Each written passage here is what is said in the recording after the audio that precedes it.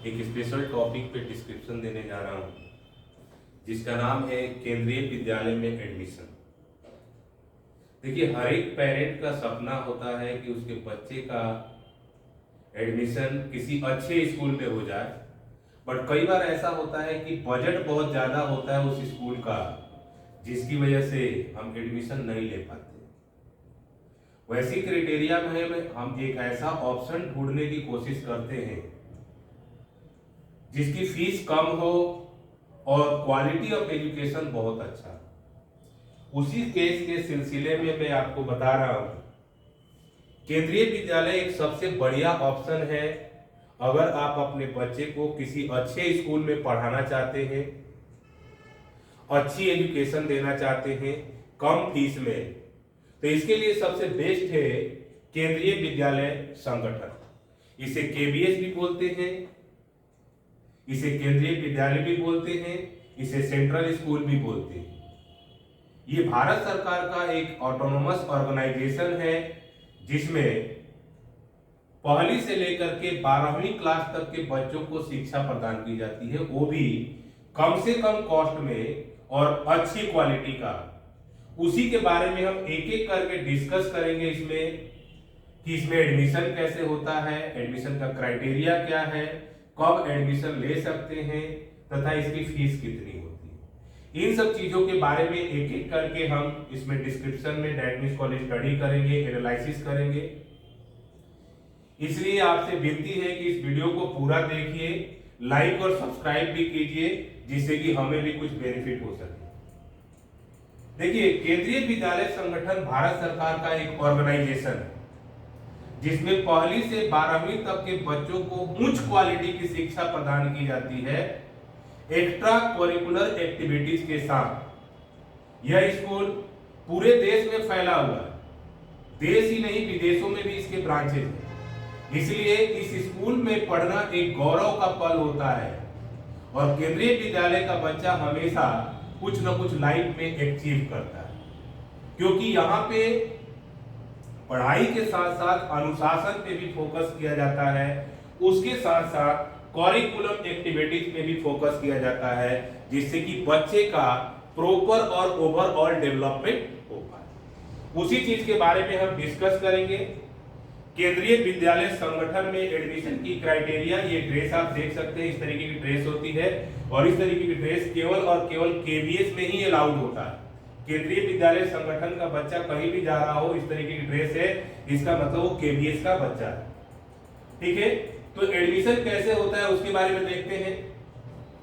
अगर आप केंद्रीय विद्यालय में एडमिशन कराना चाहते हैं तो उसके लिए आपको क्या करना पड़ेगा, एडमिशन की प्रक्रिया क्या है, कितनी फीस है, इसके बारे में हम देख सकते हैं।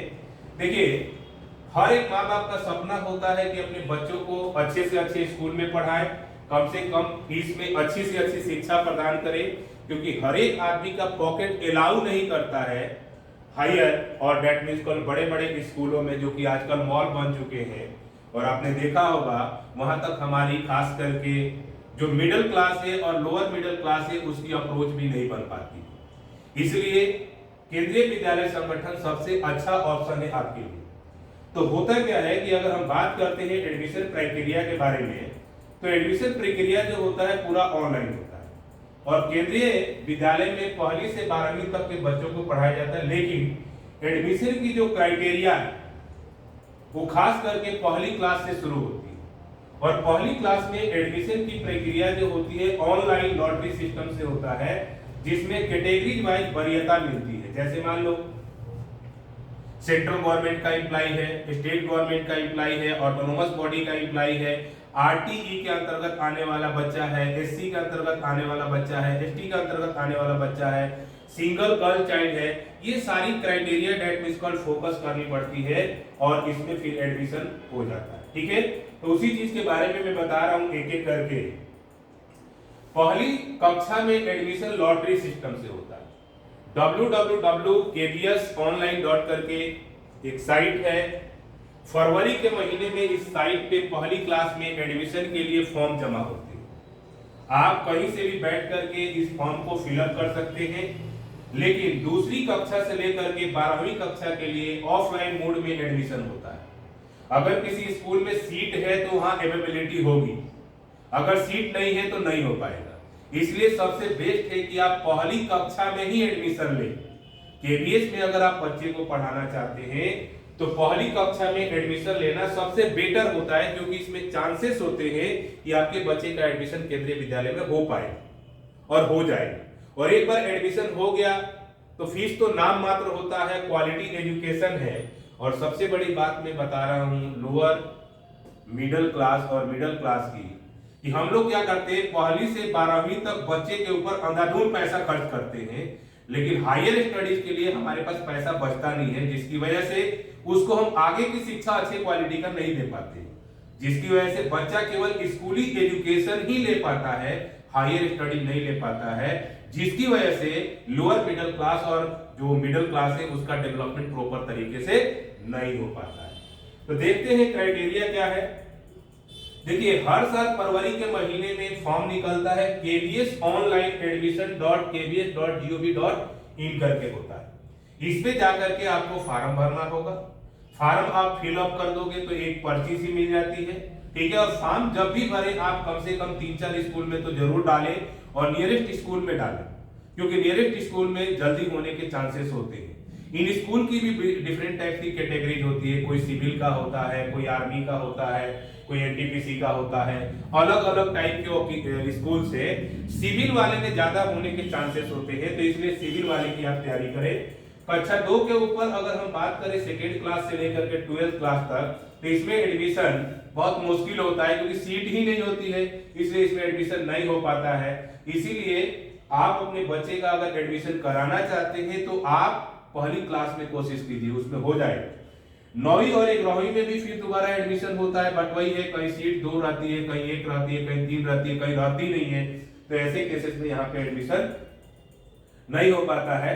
पहले क्या था कि सांसद लोगों का एक कोटा हुआ करता था, जैसे लोकसभा और राज्यसभा में जो सांसद होते हैं उनका कोटा होता था, 10 सीटें उनको मिलती थी, एक सांसद को 10 सीटें मिलती थी, यानी 10 बच्चों का एडमिशन वो करा सकते थे। लेकिन जब से मोदी गवर्नमेंट आई, सांसद कोटा को बिल्कुल खत्म कर दिया, और आज किसी भी नेता और अभिनेता का सोर्स पैर भी इसमें नहीं लगता है। लॉटरी सिस्टम से आपका एडमिशन बड़े आसानी से हो सकता है। अगर आप टाइमली फॉर्म फिलअप कर देते हैं, सारे क्राइटेरिया को फोकस करते हैं, तो आसानी से हो सकता है। ये सारे डिस्क्रिप्शन लिंक में मैं दे दूंगा, आप इसको स्टडी भी कर सकते हैं, पढ़ भी सकते हैं। और किसी भी प्रकार का अगर कोई इशू आता है तो आप गूगल पे जाइए ऑल ओवर इंडिया में और रिया ग्रुप टाइप कीजिए, वहां से हमारा नंबर मिल जाएगा, आप टेलीफोन पे भी बात करके हमारी सहायता ले सकते हैं, जिससे कि आपके बच्चे का प्रॉपर डेवलपमेंट होगा। उम्र सीमा की बात करते हैं तो देखिए, पहली क्लास का केवल मैं बताऊंगा 6 इयर्स मिनिमम होना चाहिए, 6 इयर्स मिनिमम और 8 इयर्स मैक्सिमम एज होना चाहिए पहली क्लास के एडमिशन के लिए। उसके बाद डिफरेंट क्राइटेरिया है, उसको पढ़ने से कोई फायदा तो है नहीं, क्योंकि इसमें एडमिशन होता नहीं है आसानी से। इसलिए आप पहली क्लास के ऊपर ही ज्यादा फोकस करें, जिससे कि आपके बच्चे का एडमिशन केंद्रीय विद्यालय में हो पाए। अब देखिए, होता क्या है कि कई बार पेरेंट्स सोचता है कि केंद्रीय विद्यालय केवल और केवल सरकारी लोगों के लिए बना हुआ है। नहीं, अब ऐसा नहीं है। केंद्रीय विद्यालय में एडमिशन सरकारी लोगों को वरीयता के बेस पे दिया जाता है, बट आप जानते हैं कि आरटीई हिंदुस्तान में लागू है, राइट टू एजुकेशन। इसके अंतर्गत 25% सीटें बाहरी बच्चों के लिए अलॉट होता है। जो बाहर के जो नॉन गवर्नमेंट एम्प्लॉयड पर्सन होते हैं उनके बच्चों का एडमिशन होता है, यानी 100 में 25 सीटें उनकी होती है। उसके बाद एससी का होता है, उसके बाद एसटी का होता है, उसके बाद सिंगल गर्ल चाइल्ड का होता है, और भी बहुत सारे कोटा जो होते हैं इसमें लागू है। तो एडमिशन होने के चांसेस बहुत ज्यादा रहते हैं अगर आप टाइमली फॉर्म को फिलअप करते हैं और टाइमली सभी चीजों को फोकस करते हैं। एक बार एडमिशन हो जाता है तो आपकी बहुत सारी समस्याएं जो होती है वो खत्म हो सकती है। और प्राथमिकता का नियम देखते हैं कि किसका एडमिशन होता है। सबसे पहले तो केंद्र सरकार के कर्मचारियों को लिया जाएगा, एक सर्विसमैन को मौका दिया जाएगा, ठीक है। उसके बाद सीट रहती है तो केंद्र सरकार के जो सगे संबंधी होते हैं उनका एडमिशन ले सकते हैं। दूसरे नंबर पे होता है ऑटोनोमस बॉडी, पब्लिक सेक्टर वाले जो होते हैं, भारत सरकार के अनदर कोई उपक्रम है तो उनके बच्चों का एडमिशन होता है। सेकेंड पोजीशन पे इनको वरीयता दी जाती है। थर्ड नंबर पे राज्य सरकार में अगर कोई एम्प्लॉय है और उसका बच्चा है तो उसके बच्चे का एडमिशन लिया जाता है। और जिस राज्य में केंद्रीय विद्यालय होगा वहां की पीएसयू और ऑटोनोमस बॉडी के कर्मचारियों के बच्चों को भी मौका मिलता है। ठीक है, ये तो है कि गवर्नमेंट सेक्टर के एम्प्लॉइज के बच्चों को बेनिफिट मिलता है।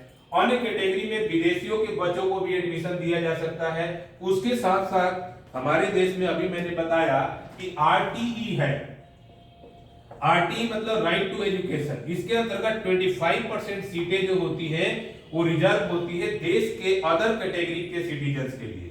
इसमें रिजर्वेशन का क्राइटेरिया एससी का भी होता है, एसटी का भी होता है। उसके बाद सिंगल गर्ल चाइल्ड बोलते हैं एसजीसी, इसका भी रिजर्वेशन होता है। तो अगर आप प्रॉपर तरीके से स्टडी करके फॉर्म को फिलअप करते हैं तो आपके बच्चे का एडमिशन कहीं ना कहीं किसी न किसी केंद्रीय विद्यालय में हो जाएगा। बट अगर आप प्रॉपर तरीके से फॉर्म स्टडी नहीं करते हैं, अंधाधुंध तरीके से भरते हैं, तो चांसेस कम है कि आपके बच्चे का एडमिशन हो पाए। इसलिए कहता हूं कि जब भी किसी भी चीज को करें आप प्रॉपर जांच पड़ताल करें, परख करें कि क्या चीज है क्या नहीं है, उसके बाद इसको कीजिए, क्योंकि यहाँ पे आपके बच्चे की जिंदगी का सवाल है। एक बच्चा अगर डेवलप होता है तो पूरे नेशन का डेवलपमेंट होता है। इसलिए आपको प्रॉपरली इस पे ध्यान देना है। डॉक्यूमेंट क्या क्या चाहिए उसके बारे में बता रहा हूं। देखो, सबसे पहले जो आपको डॉक्यूमेंट चाहिए वो चाहिए जन्म प्रमाण पत्र। देखिए, बच्चा जब जन्म लेता है किसी सिटी में, अब तो गांव में भी हो गया है, वहां पे एक जन्म प्रमाण पत्र मिलता है। ठीक है, इस पे नाम भी होना चाहिए बच्चे का। कई लोग क्या करते हैं, जन्म प्रमाण पत्र बनवा लिया, नाम चढ़वाया ही नहीं। इससे एक मेजर समस्या क्रिएट हो सकती है, नहीं हो पाएगा एडमिशन, लॉटरी में आने के बाद भी नहीं हो पाएगा। इसलिए आप नाम जरूर उस पे डेट मींस कॉल इंडिकेट करवाएं। उसके बाद चाहिए निवास प्रमाण पत्र। ये तय करता है कि बच्चा रहता कैसे कहां है। ऐसा तो है नहीं कि बिहार का आदमी फार्म भर दिया और दिल्ली में पढ़ना चाहता है तो बच्चा रहेगा कहां, इसलिए निवास प्रमाण पत्र होता है। पासपोर्ट साइज फोटो भी चाहिए। और अगर आप किसी कैटेगरी से बिलोंग करते हैं, जैसे मान लीजिए आप एससी से बिलोंग करते हैं, एसटी से बिलोंग करते हैं, ओबीसी से बिलोंग करते हैं, तो इसका सर्टिफिकेट आपको चाहिए। सॉरी, ईडब्ल्यूएस या बीपीएल धारक अगर है तो उसके लिए भी आपको डेट मींस कॉल्ड सर्टिफिकेट देना पड़ेगा अगर आपके पास है तो। और सबसे बड़ी बात है, लड़कियों के लिए एक बेनिफिट देता है केंद्रीय विद्यालय संगठन कि मान लीजिए अगर आपका बच्चा एसजीसी में आता है, सिंगल गर्ल चाइल्ड, तो बहुत ज्यादा 99% चांसेस होते हैं कि आपके बच्चे का एडमिशन हो जाएगा। यानी लड़कियों को ज्यादा वरीयता देती है सरकार, खास करके केंद्रीय विद्यालय संगठन में। और अगर आप कहीं के एम्प्लॉय हैं तो एम्प्लॉय सर्टिफिकेट देना पड़ेगा, या आपके दादा दादी या कोई भी सगे संबंधी अगर किसी भी पीएसयू या ऑर्गेनाइजेशन के एम्प्लॉय हैं तो उसका सर्टिफिकेट भी आपको देना पड़ेगा। ठीक है, ये डॉक्यूमेंट्स आपको चाहिए। ये इजीली आप डेट मींस कॉल्ड अटेम्प्ट कर सकते हैं, ऑब्टेन कर सकते हैं अगर आप कराना चाहते हैं तो। फीस जो है यहाँ पे नाम मात्र के लिए होती है। एडमिशन फीस देखिए 25 रुपया। वहीं अगर आप किसी भी प्राइवेट स्कूल में चले जाइए तो देखिए आपका जेब कैसे ढीला होता है। प्राइवेट स्कूल तो वैसे ही आज के डेट में मॉल बन गए हैं। वो तो कहते हैं जूता भी हमारा चलेगा, कपड़ा भी हमारा चलेगा, कॉपी भी हमारी चलेगी, सब कुछ उन्हीं का चलेगा। नाउ री एडमिशन फीस अगर आप कराते हो तो 100 रुपए लगता है। ट्यूशन फीस जो होता है कक्षा के अनुसार होता है। कई कक्षाओं में 200 रुपया है, कई पे 500 है, इस तरीके से। मैक्सिमम जो मेरे पास नॉलेज है उसके अनुसार क्लास 12 तक जो फीस होती है सब कुछ मिला करके वो 800 रुपया पर मंथ होती है। ठीक है, ये फीस है केंद्रीय विद्यालय का। ठीक है, उसी तरीके से फर्स्ट क्लास में 500 लगता है, तो बहुत ही कम फीस है। और क्वार्टरली फीस देनी होती है। क्वार्टरली फीस का मतलब 3 महीने का एक बार फीस जमा होता है। ठीक है, साल में 4 बार फीस जमा होता है। और इस तरीके से हम कह सकते हैं कि केंद्रीय विद्यालय संगठन, अगर आप अपने बच्चे को किसी अच्छे स्कूल में पढ़ाना चाहते हैं तो केंद्रीय विद्यालय संगठन से बढ़िया कोई स्कूल नहीं हो सकता है। अगर कम बजट में स्कूल ढूंढ रहे हैं और अच्छे क्वालिटी का एजुकेशन ढूंढ रहे हैं, सबसे बड़ी बात है कि क्वालिटी एजुकेशन हमें चाहिए। ठीक है, हमें ये थोड़े ना देख रहे हैं कि कितना लाइमलाइट में है, क्या चीज है क्या नहीं है। क्वालिटी एजुकेशन जहां मिलेगा वहीं हमें जाना चाहिए। और खास करके केंद्रीय विद्यालय संगठन एक अच्छा विकल्प है उन पेरेंट्स के लिए जिनका बच्चा पहली क्लास में एडमिशन लेना चाहता है। उसके अलावा आगे जाएंगे तो आपके सैनिक स्कूल में मिलेगा 6ठी क्लास के लिए और 9th क्लास के लिए। जवाहर नवोदय विद्यालय के लिए मिलेगा, बहुत सारे ऑप्शन है, बट बहुत सारे पेरेंट्स को इन सब चीजों का नॉलेज नहीं होता है, जिसकी वजह से बच्चे का दाखिला प्रॉपर जगह पे नहीं हो पाता है और एक अच्छा बच्चा सही ढंग से नहीं पढ़ पाता है। इसलिए मैं तो कहता हूं कि आप पहले से ही प्रिपेयर रहें और